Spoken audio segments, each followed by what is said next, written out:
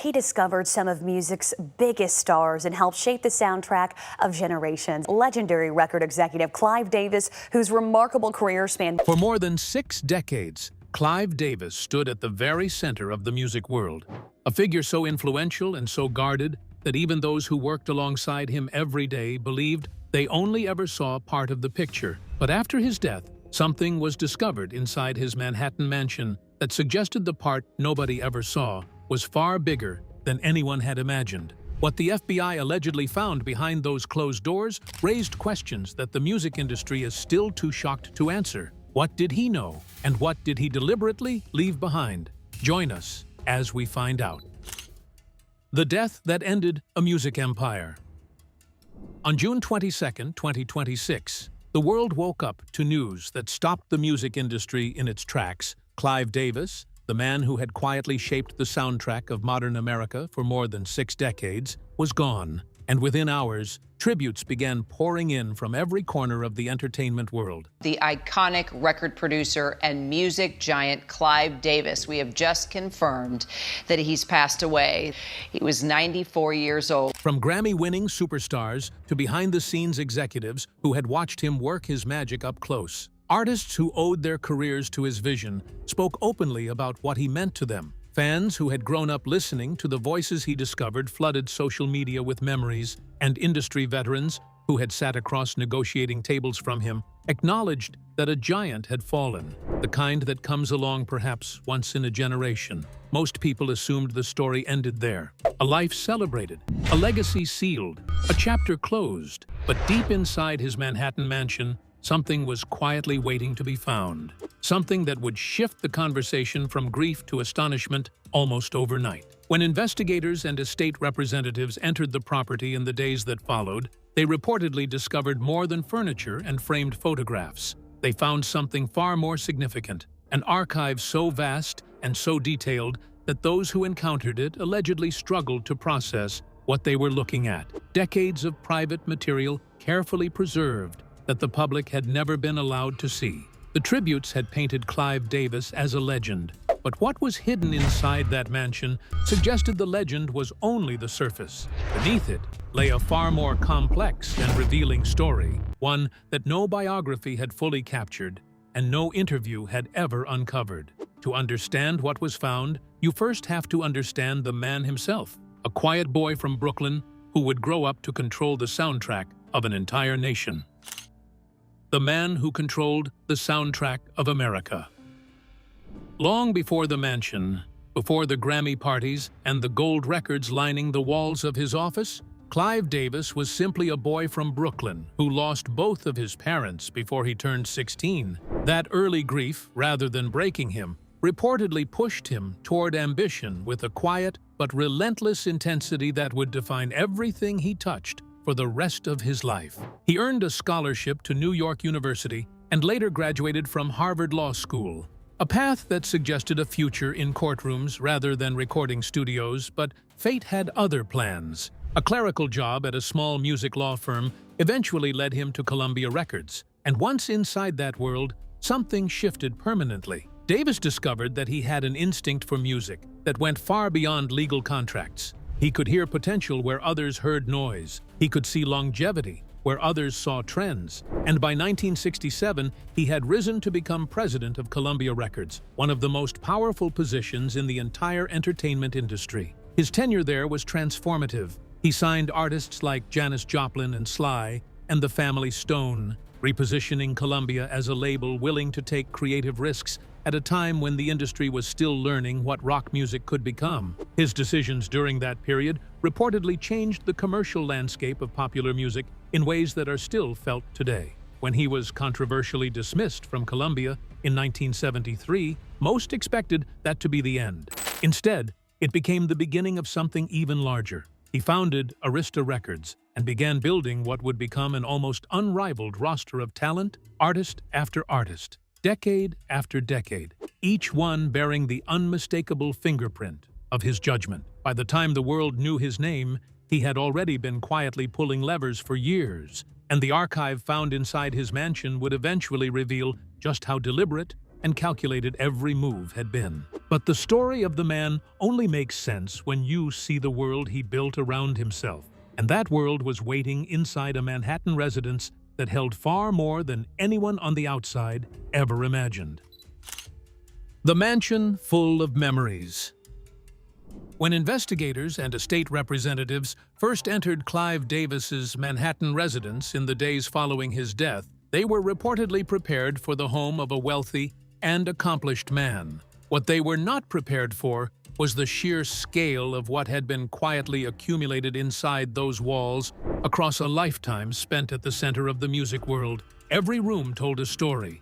Gold and platinum records lined entire corridors, not as decorations chosen by an interior designer, but as a living timeline of an industry shaped largely by one man's decisions. Awards from organizations across the world sat alongside handwritten notes, framed photographs, captured moments with artists whose names are known in virtually every country on Earth, contracts from landmark deals, early promotional materials, correspondence from executives long retired or long gone.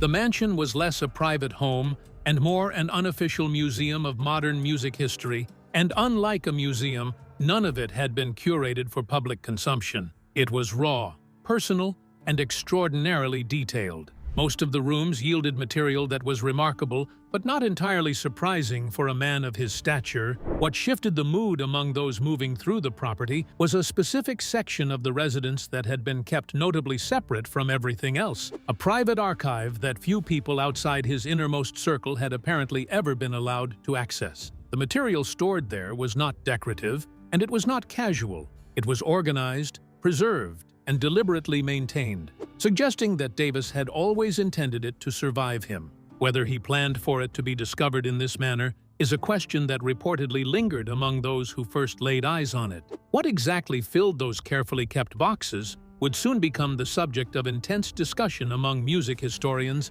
and industry insiders alike, because what was inside did not simply document a career, it allegedly documented an era. What those boxes contained and what they revealed about the most powerful decisions in music history is a story that begins with a vault few people knew existed. The Vault of Unreleased Secrets. What investigators reportedly found behind that private section of the mansion was not simply a collection of mementos or personal keepsakes. It was something far more structured and far more deliberate. The boxes were numerous, stacked and labeled with a precision that suggested Davis had always treated this material as something worth protecting. Inside them were documents, correspondence, recordings, and personal notes that together painted a picture of an industry that the public had only ever seen from the outside looking in. Among the most remarkable items reportedly discovered were early demo recordings, rough and unpolished versions of songs that would eventually become some of the most recognizable music of the 20th century. Hearing those recordings in their original form allegedly revealed just how much work, judgment, and creative intervention went into transforming raw talent into commercial success, and how central Davis was to that transformation at almost every stage. There were also handwritten notes exchanged between Davis and artists during some of the most critical moments of their careers. Not formal correspondence, but private and candid communication, the kind that is rarely preserved and almost never made public. These notes reportedly showed a side of the music business that industry outsiders rarely get to see. The conversations behind the decisions, the doubts, the negotiations, the moments of creative disagreement and eventual resolution. Documents found within the vault allegedly traced the full arc of how certain careers were constructed from the ground up, showing the specific choices that were made at pivotal moments, which songs were selected, which were rejected, which directions were encouraged, and which were quietly discouraged. Decisions that on the surface may have seemed minor, but that reportedly altered the trajectory of entire careers, and in some cases, entire genres. Perhaps most striking of all was the sheer volume of material connected to artists at the very top of the industry. Names that required no introduction, careers that had generated billions, and yet here was evidence suggesting that behind every one of those careers was a level of strategic thinking and personal involvement that had never been fully documented until now. The vault held secrets, But the most revealing material of all was what it contained about music's biggest stars, and those files told stories that had never been meant for public eyes. The hidden files on music's biggest stars. Among everything discovered inside Clive Davis's private archive, it was the files connected to the biggest names in music that allegedly drew the most immediate and intense attention from those tasked with sorting through the estate. Because these were not general industry documents or administrative records, they were detailed, personal, and in many cases extraordinarily candid accounts of how some of the most famous careers in entertainment history were guided, shaped, and in certain instances rescued from the edge of collapse. The files reportedly covered artists across multiple generations and multiple genres, from the soul and rhythm and blues artists who dominated the 1970s to the pop superstars who defined the 1980s and 90s and beyond. Each file told a different story, but all of them shared a common thread: the quiet and consistent presence of Clive Davis at the moments that mattered most. What made these documents particularly significant was not simply that they existed, but what they contained: behind-the-scenes negotiations that had never been made public, internal strategy documents outlining how certain artists were to be positioned in the market, confidential assessments of where careers stood at critical crossroads and what needed to happen next to keep them moving forward. Reading them reportedly felt less like reviewing business records and more like watching the machinery of stardom operate in real time. There were accounts of artists who had been on the verge of being dropped from their labels before Davis intervened, of albums that had been shelved and then reconsidered after private conversations that never made it into any official record, of creative disputes resolved behind closed doors in ways that preserved both the relationship and the commercial outcome. Details that the public had never been given any reason to suspect. Some of the material allegedly revealed just how carefully certain public narratives had been constructed.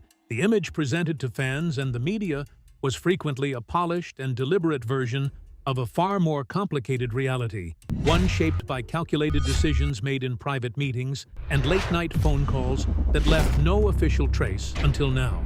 The files did not simply document success. They documented the full and unfiltered process of manufacturing it, and for music historians and industry observers, that distinction reportedly made all the difference. But the most personal and revealing material in the archive was not about business strategies or career calculations. It was about the artists themselves and the relationships that defined not just their careers, but an entire era of music. The relationships that defined an era. Of all the material reportedly discovered inside Clive Davis's private archive, it was the personal correspondence that allegedly left the deepest impression on those who reviewed it, because buried within those carefully preserved files were letters, notes, and communications that revealed something the public had never been given full access to: the genuine human relationships that existed between Davis and the artists whose careers he helped build. Relationships that in many cases went far beyond the professional and into something far more personal and enduring. Whitney Houston's name appeared more than perhaps any other throughout the archive, and the material connected to her reportedly painted a portrait of a bond that was complex, deeply felt, and in certain moments extraordinarily difficult. Davis had discovered Houston as a teenager and guided her from her very first recording sessions to the global superstardom that followed.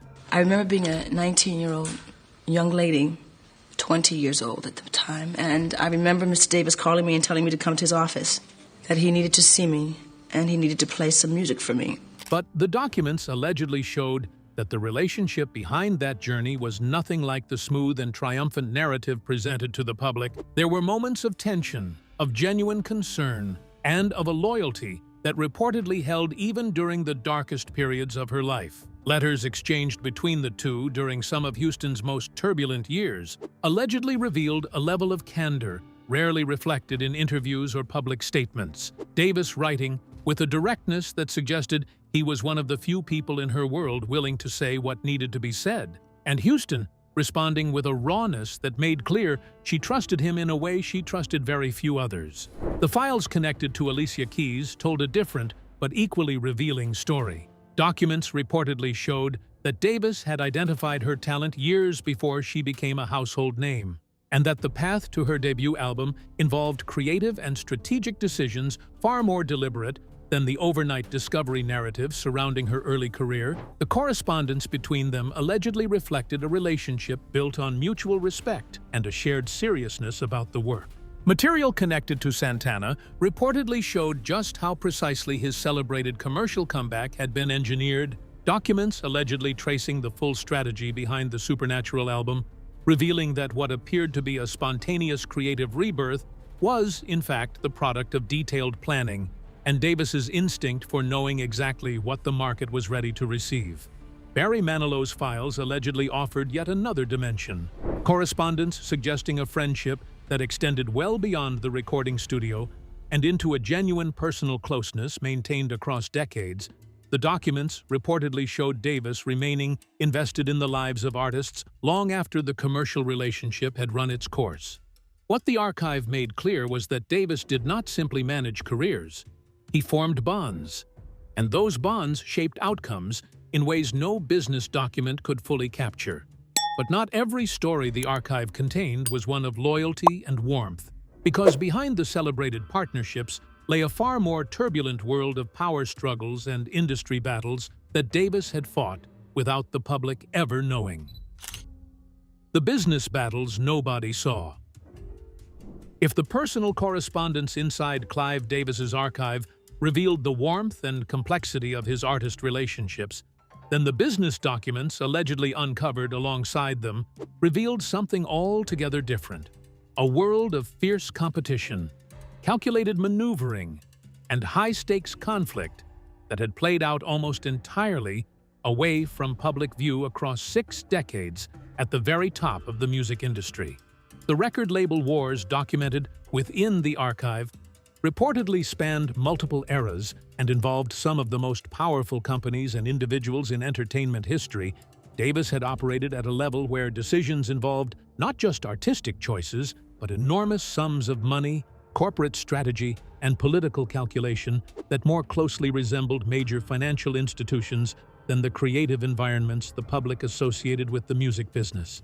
Documents allegedly showed internal disputes at Columbia Records that predated and may have contributed to his controversial dismissal in 1973.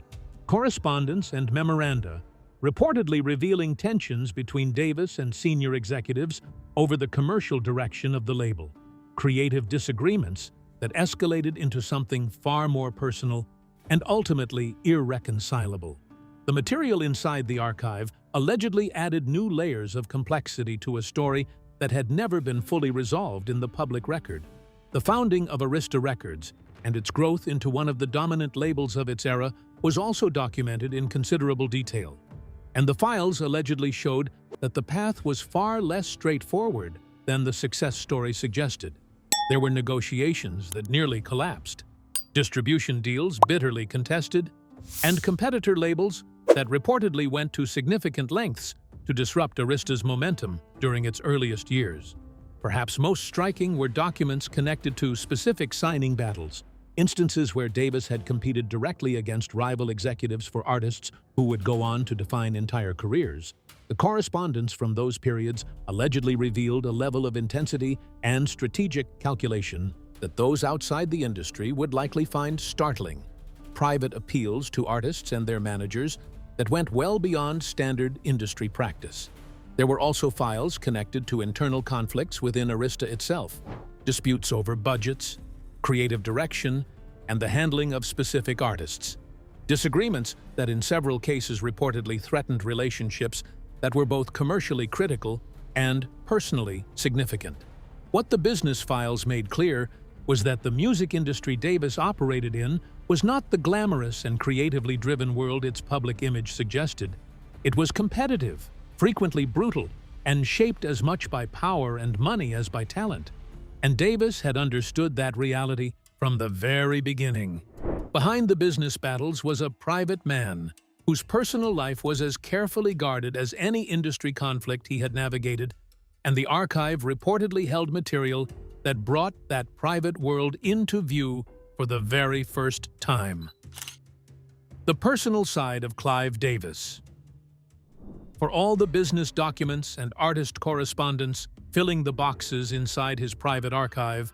It was reportedly the most personal material that gave those reviewing the estate the clearest and most unexpected picture of who Clive Davis truly was when the industry armor came off.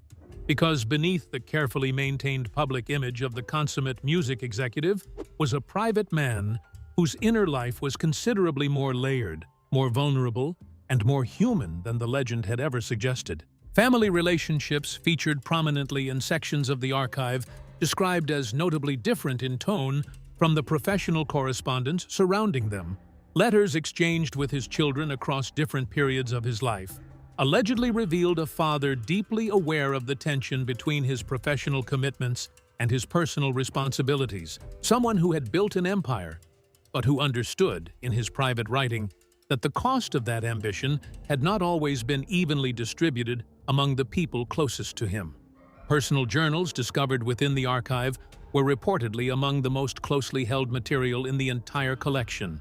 Entries allegedly showing a man who reflected on his life with a candor entirely absent from his public persona.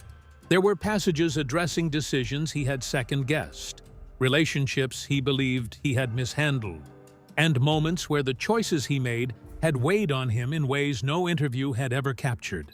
Discovery of yourself and your bisexuality, and that was something that, you had never discussed publicly before. The question of his personal identity was also represented within the archive, in ways that those reviewing the material apparently found deeply affecting. Davis had publicly come out as bisexual in his 2013 memoir, but the private material allegedly showed that the journey toward that public moment had been far longer, far more complicated, and far more painful than the memoir had conveyed. There were reportedly documents spanning decades that reflected the private struggle of a man navigating his own identity within an industry not always welcoming to that kind of complexity. Correspondence with trusted individuals allegedly showing Davis processing questions about himself with a raw honesty he had never allowed into his public statements, giving a considerably more human dimension to a story previously told on his own carefully chosen terms. The challenges he faced behind the spotlight extended beyond questions of identity.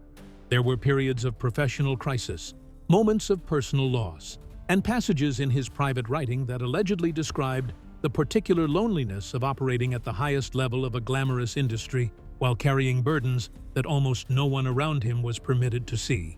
What the personal material made clear was that the man celebrated as the ultimate music industry kingmaker had also spent a lifetime managing the extraordinary weight of his own private experience, and that weight had left traces in his writing that reportedly moved those who encountered them in ways they had not anticipated. The personal files revealed who Davis was when no one was watching, but the professional archive held a different kind of revelation entirely. The files that raised new questions. Not everything inside Clive Davis's private archive told the story of what had been accomplished. Some of the most quietly compelling material reportedly found within those carefully preserved boxes pointed in an entirely different direction toward the projects that never reached completion, the artists who never received the call, and the decisions made and then unmade in ways that allegedly altered the shape of popular music without anyone outside a very small circle ever knowing why. Documents connected to unreleased projects were among the most discussed items allegedly discovered within the archive. Recordings and development plans for albums conceived, worked on, and then quietly set aside for reasons the files themselves did not always make clear. In some cases, the material suggested commercial concerns.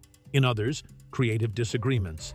And in a small number of instances, the reasons remained genuinely unclear even to those reviewing the documents. Perhaps more striking were files reportedly connected to artists Davis had considered signing, but ultimately never did. Names immediately recognizable to anyone familiar with music history, and correspondence suggesting those conversations had progressed considerably further than anyone had publicly known before falling apart at a late stage. Because the careers those artists subsequently built elsewhere raised an obvious and fascinating question about what their trajectories might have looked like under Davis's guidance instead. There were also files allegedly showing plans for ventures and initiatives Davis had developed but never launched. ideas for new labels and new approaches to artist development that for various reasons had remained confined to paper. Material that music industry observers reportedly found as fascinating for what it revealed about his thinking, as for what it suggested about roads never taken. What the archive made clear was that the story of Clive Davis was not only the story of what he had built, it was equally the story of what had been left unfinished. And those unfinished chapters raised questions that the completed ones alone could never have prompted. To understand the full weight of what was found, you have to look at everything together, because only then does the true scale of one man's reach across an entire era of music come fully into view. The legacy locked inside the mansion. When everything discovered inside Clive Davis's Manhattan residence was considered as a whole, the picture that emerged was reportedly unlike anything those reviewing the estate had anticipated, because taken together, the documents, recordings, correspondence, journals, and private files did not simply add detail to an already well-documented career. They fundamentally reshaped the understanding of what that career had actually been and how comprehensively one individual had influenced the development of popular music across more than 6 decades. Music historians briefed on the contents of the archive allegedly described the material as an extraordinary and largely unprecedented window into the mechanics of the modern music industry, not as it had been presented to the public through carefully managed press releases and polished retrospectives, but as it had actually functioned behind closed doors, driven by relationships, strategy, instinct, and a level of personal involvement the official record had never come close to capturing. The scale of Davis's influence, already considerable in the public imagination, reportedly appeared even larger when viewed through the lens of what the archive contained, because the material allegedly showed his fingerprints present not just on the careers most closely associated with his name, but on a far wider range of moments and decisions across the industry than had ever been publicly acknowledged. What the documents allegedly made clear was that Davis had understood something fundamental about the relationship between talent and commerce, positioning himself decade after decade at precisely the point where those two forces met, and shaping the outcome in ways that consistently produced results neither pure commerce nor pure artistry could have achieved alone. The archive also reportedly revealed the extraordinary discipline with which Davis had managed his own legacy during his lifetime, the careful preservation of material, and the sheer comprehensiveness of what had been kept, all suggested a man who understood that history would eventually want to examine what he had done. What was found inside that mansion was not simply the record of a remarkable career. It was reportedly the most complete account of how the modern music industry had been built. And the final question that archive raises may be the most important one of all. The final secret of the Kingmaker. When the last box had been opened and the full extent of what Clive Davis had preserved inside that Manhattan mansion became clear, those involved in reviewing the archive were reportedly left with a feeling that went beyond professional astonishment. What they had encountered was not simply an impressive collection of industry documents.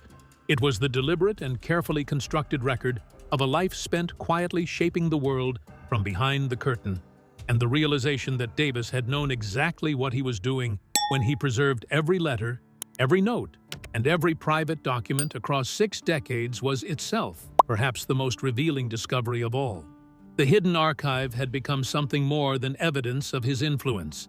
It had become a symbol of how he had always chosen to operate, present everywhere, visible nowhere, the hand that guided without ever fully stepping into the light, and in preserving that archive so completely and so carefully, he had ensured that the full story of his influence would eventually be told, on his terms and in his own time, even if that time came only after he was gone. What survives after the world's most powerful music executive is gone is not simply a catalog of hit records and celebrated careers. It is the documentation of a method, a philosophy, and an approach to the relationship between art and commerce that shaped the sound of an entire era, and that the archive now makes available for the first time to those willing to look closely enough. The records made the artists famous, But the documents left behind inside that mansion reveal who was really responsible for the decisions that mattered most. And even now, in the silence that follows a life as consequential as his, the influence of Clive Davis continues to echo through the music that surrounds us every single day. He did not simply leave behind a music empire, he left behind the untold story of how modern music itself was made.